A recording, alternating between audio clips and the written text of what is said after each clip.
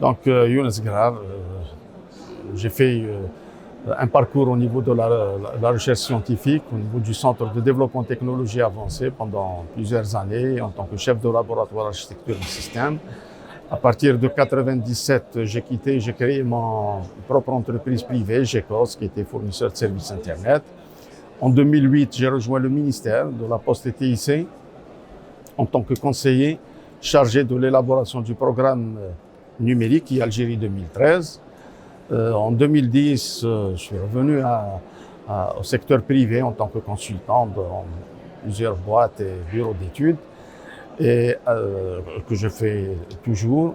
Mais depuis une année, depuis août 2021, j'occupe le poste de président du conseil scientifique et technique de l'accélérateur Algérie Aventure, qui est un établissement public créé par le ministère chargé des startups avec Sonatrach pour accompagner les startups, pour accélérer les startups à atteindre leurs objectifs. Les jeunes ont de l'ambition et c'est tout à fait normal. Ils sont au courant de ce qui se passe à travers le monde, comment des jeunes d'une vingtaine d'années ont réussi à construire des géants dans le domaine du numérique qui ont une valeur de milliards de dollars.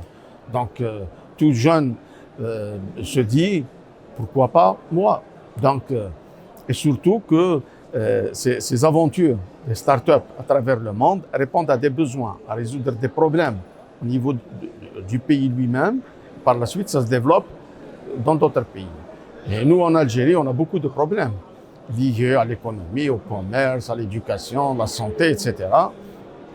Et ces technologies, en tirant profit de ce qui se fait à travers le monde, en s'inspirant de ce qui se fait à travers le monde, donc les jeunes se disent, pourquoi pas ramener cette expérience, cet acquis qui existe à travers le monde, et essayer de le personnaliser ici en Algérie à travers une expérience. C'est ce qu'on appelle lancer des startups. Lancer une startup qui fait ce que fait Uber aux États-Unis, ici en Algérie, ce que fait Google, etc. Donc, et surtout qu'on a beaucoup de problèmes qu'on doit gérer. On est confronté à des problèmes, et surtout avec ce qu'on a vécu avec la Covid-19. Donc, on s'est rendu compte, même pour les gens qui avaient des doutes, qu'on ne peut pas vivre sans technologie. On ne peut pas vivre sans numérisation. C'est plus un outil, c'est une partie de notre vie. On ne peut pas étudier sans technologie.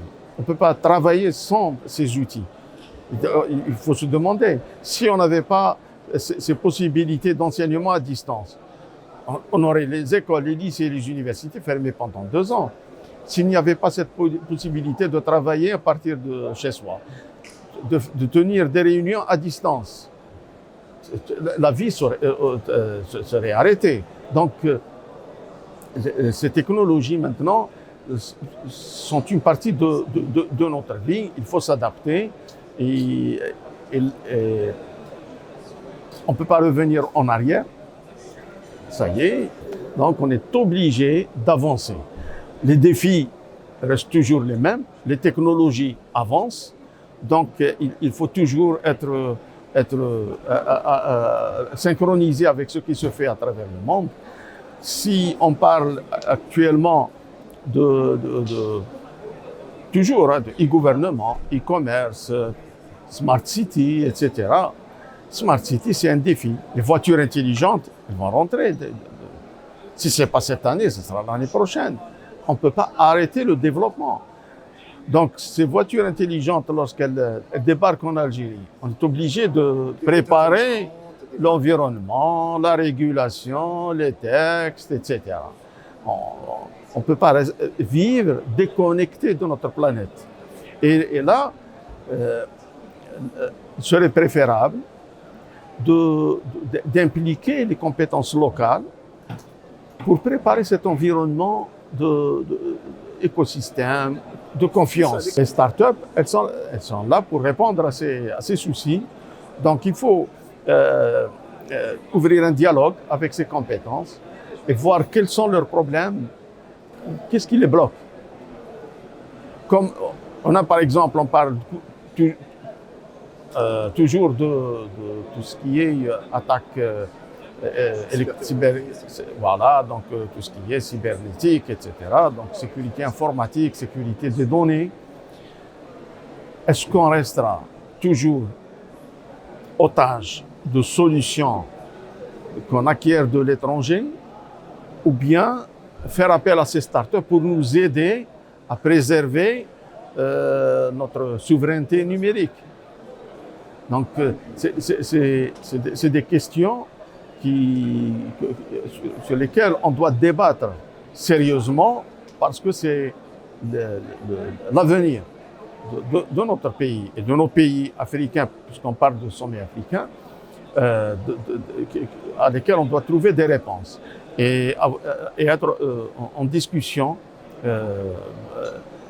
claire avec ces jeunes acteurs pour voir quelles sont leurs possibilités, qu'est-ce qu'ils peuvent offrir, quels sont leurs problèmes, comment les aider.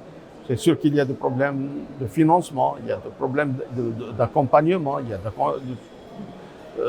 problèmes de compréhension des besoins du terrain. Donc, il faut les aider, et les aider à travers les incubateurs, les accélérateurs qui existent, les textes qui permettent pour les startups de bénéficier de certains avantages fiscaux, ne pas payer TVA, taxes douanières, parce que c'est des startups qui vont s'aventurer. C'est pas comme une entreprise qui s'engage dans un modèle, un business model clair, mettre en place un atelier, faire sortir des produits et les revendre. Alors que ces startups, ils vont s'aventurer en se basant sur leurs compétences, sur leurs connaissances pour résoudre des problèmes que rencontre notre pays.